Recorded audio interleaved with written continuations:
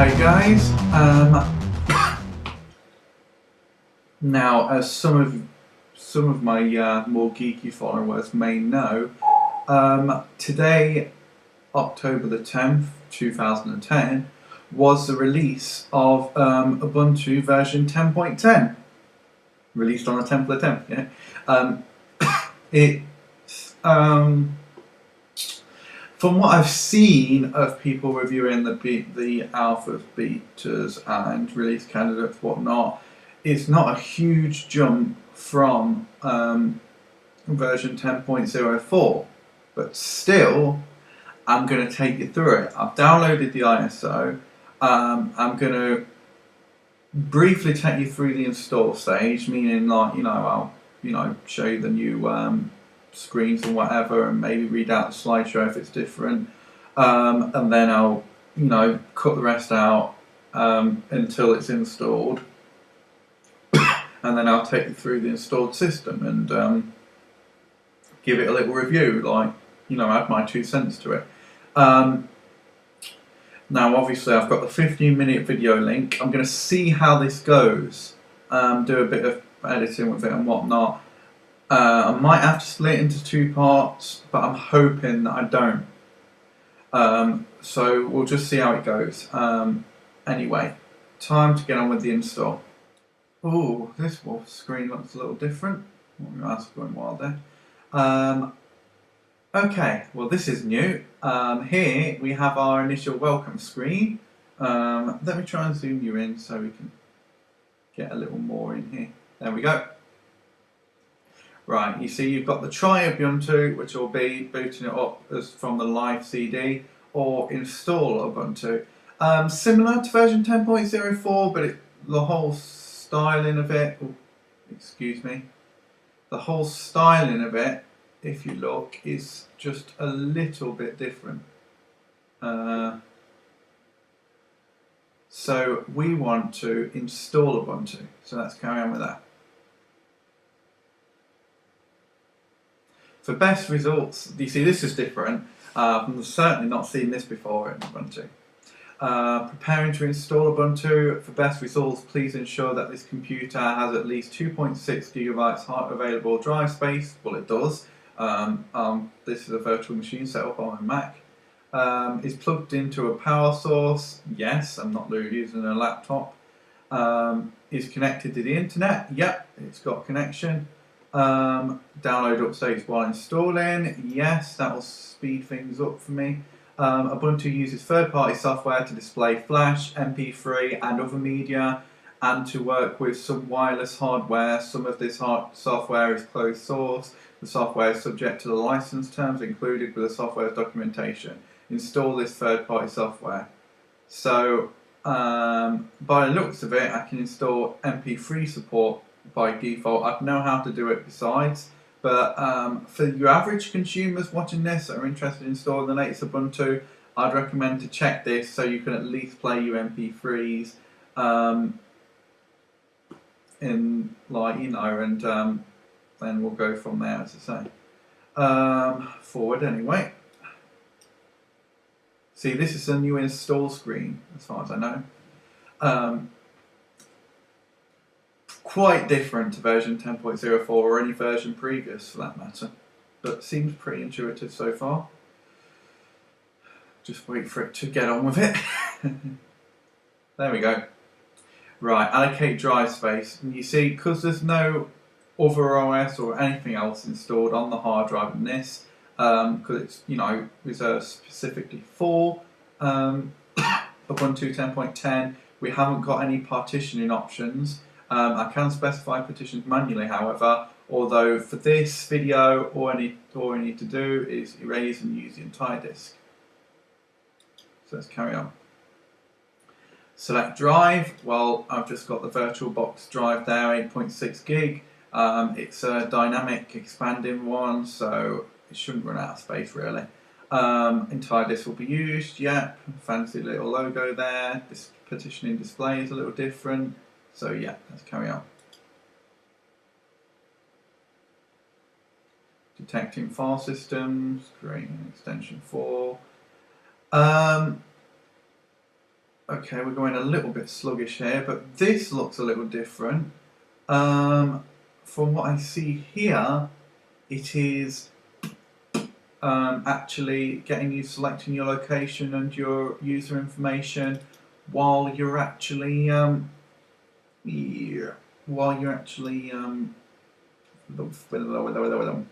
excuse me, while it's actually installing. Okay, London, well, that will do because that's the right time zone at least, the right country. So I don't know if I love for us. So yeah, let's stick with London. Forward.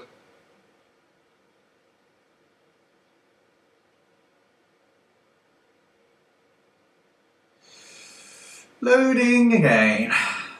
Well, this little thing, because of doing it in this order, it seems to be a lot slower, at least through VirtualBox. Which is not good considering I have a 15-minute time limit and actually want to show you the OS after this little install process. Here we go, keyboard layout, United Kingdom, after select United Kingdom Macintosh there though, because I'm using a Mac keyboard. Check here to test my keyboard. Yep, that's right. Yep, that's right. Yep, my keyboard's working. Forward. My name, J800R, computer's name, I'll just do for now for this example, username, J800R, yeah, password.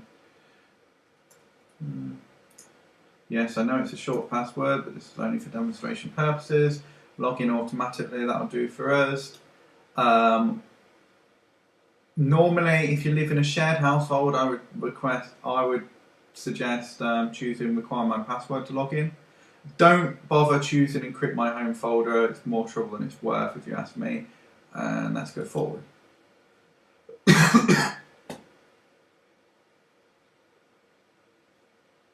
Okay, and now here's our slideshow. Thank you for choosing Ubuntu 10.10. This version brings some exciting changes, including a new sound menu, the Shotwell Photo Manager, and features that make it even easier to find and install new software. While Ubuntu is installed, this slideshow will show you around. Can I skip on?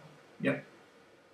Ubuntu Software Center gives you instant access to thousands of free open source applications. Browse categories including education, games, graphics and science. Software is easy to find, easy to install and easy to remove. Featured software includes GIMP, which has been included in practically every Ubuntu version, advanced image editing for photographers and graphic designers, Jokosha, I'm guessing that's how it's pronounced, your very own home recording studio. Well, I've never used that before, so we might actually have a look at that later. Stellarium or something, 3D planetarium for your computer. Well, that's new, and that looks like that's going to be what the Software Center looks like now. Okay, view, store, and edit photos. Ubuntu is ready for all your gadgets. Just connect your photos or cameras to get started. Shotwell makes it easy to organize your digital photos and share them on Picasa, Facebook, or Flickr. For advanced photo editing, you can find more free applications in Ubuntu's Software Center, including software, Shotwell Photo Manager, and pt.1 video editor. Reasonable basic video editor, I've used it in the past. It's not bad, but I'd recommend Kdenlive over that, even on Ubuntu. No, compared to Ubuntu. Okay, let's go on. Mobilize your digital life. All Ubuntu users get a free Ubuntu One account. I can testify for that. I've used Ubuntu One before. It's a very good free service. Ubuntu One allows you to sync all kinds of files online so you can access them anywhere. Sync bookmarks, contacts, music and pictures across all your computers. Take everything everywhere with Ubuntu One. Let's go to the next slide. Buy music while you listen. Ubuntu's music player includes a built-in store so you can buy and download new tracks with a few clicks. Thanks to Ubuntu One's file syncing magic, you can store your music online and listen to it from other computers.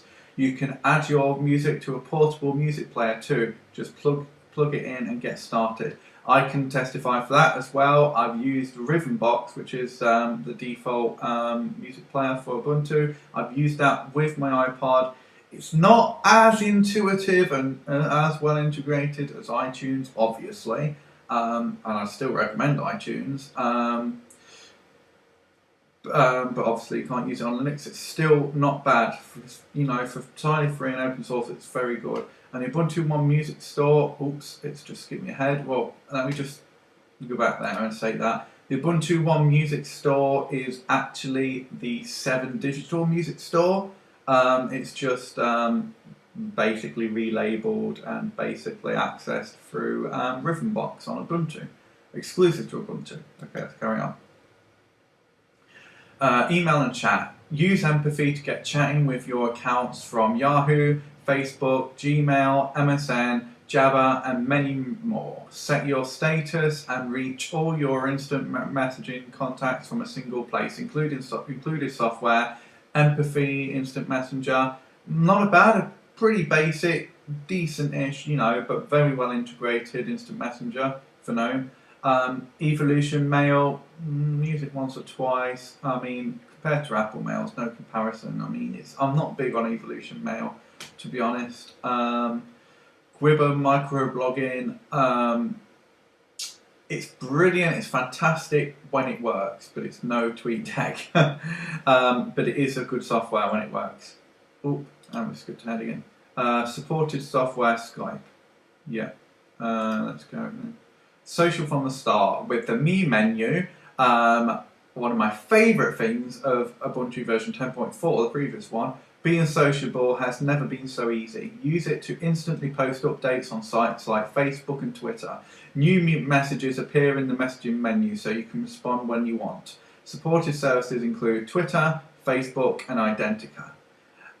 Yep, the Me menu is fantastic. I'd love to see it. I can't wait to see what they've done with it. In this version. So let's carry on. Browser web. Ubuntu includes Mozilla Firefox for fast. Well, I'll argue with that. Safe, reasonably safe web browsing. You can also choose alternative browsers from Ubuntu Software Center, which I highly recommend.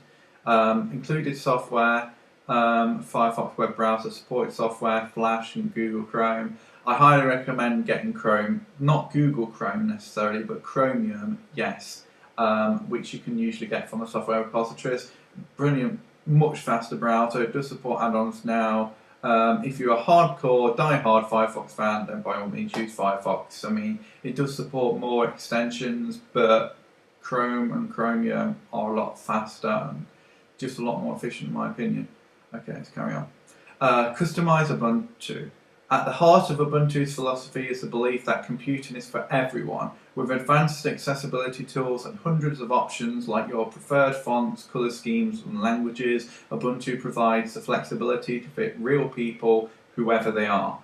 Customization options include appearance preferences, assistive technologies and language support. And that's a little snippet. Let's carry on. I'm really trying to rush here because this is taking a while to get through this slideshow. I should think this will be at least in 2 parts. Anyway, let's carry on. Create documents and presentations. OpenOffice.org is fully compatible with Microsoft Office and has everything you need to create professional documents, spreadsheets and presentations. OpenOffice.org is easy to use, packed with the features you need and completely free. I second that. OpenOffice is probably, in my opinion, the best free open source Office suite alternative. As I say, it's fantastic. It's cross-platform as well, so you can use it on any operating system. And like it said, fully compatible with Microsoft Office. Included software, OpenOffice.org and Tomboy Notes. Okay, get help with Ubuntu. Ubuntu is designed to be easy and safe, so don't hesitate to explore. If you have any questions, try the help menu in most applications or ubuntu.com/support to explore your other options. We hope you enjoy Ubuntu. And I'm guessing that's the last slide. Yep, that takes you to the welcome. So let's get out of that, and I'll see you on the other side when the installation is finally finished.